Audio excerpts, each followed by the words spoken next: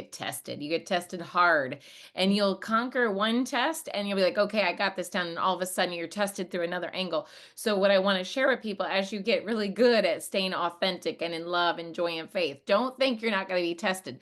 But what's Oh, amazing, like you said, you'll drop down a little bit, but because now you've felt what this feels like, you don't want to stay in that space. So you come back up to that space. But no, you're 100% correct. And I appreciate that you share that. And one thing that I wanted to share finally with this is that a lot of people will go to a mental health counselor, psychiatry, do the academic and conventional way of maybe addressing mental health or grief. Well, I have found, especially with teenagers and young people, really taking a more holistic approach and trying other angles for grief and depression and low self-worth can help them. So I believe in having like a dream team, like finding the best licensed mental health counselor. Find if we need psychiatry, great, but I find if you do all this other stuff, you hardly ever need psychiatry, even though I appreciate some of the great psychiatrists in my life. But as a whole, if you have your mental health counselor, you have your best massage therapist, you have your sound healer and your Reiki practitioner, and you provide that. Feel like my girls need a dream team, and sometimes they can't always talk to me or don't want to talk to me about certain stuff. Or when you're younger, I didn't even know how to articulate what I was dealing with, what I was feeling. But had I went to a sound session, it would have grounded me and brought me into alignment right away without me even knowing why it happened.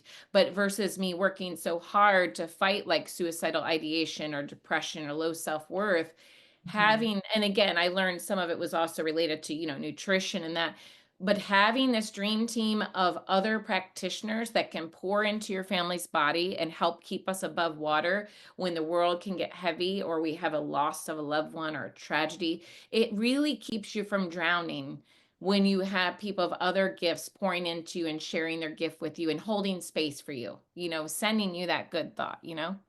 Yes, absolutely. I think we are all meant to be in this tribe together, so we can pull from each other. But it's also important. What yoga and meditation has taught me is it's important for us to have our own practice Mhm. of meditation, of just gratitude.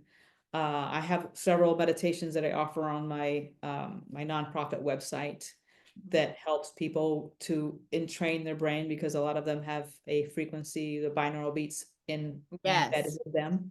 So Mhm. for those who are struggling with getting deep rest or sleep, there's several sleepscapes in there.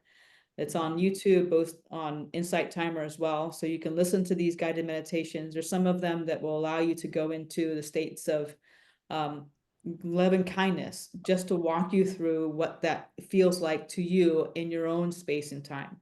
So Mhm. if I feel that if we don't have these inner practices for ourselves, we cannot give all of our um, lot to everybody else, right? We can't give all our, I don't like to use that word power, we don't give all our will to somebody else because we still have it.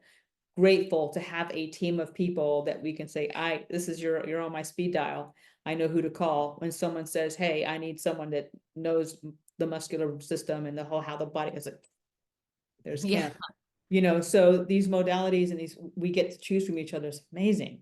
But it's also important for us to take responsibility for Yes. what we can do every day for ourselves. And to me, if I don't do my morning practice where I get up and I do a meditation for myself, I still connect with my prayer beads and do Mhm. my own practice with that.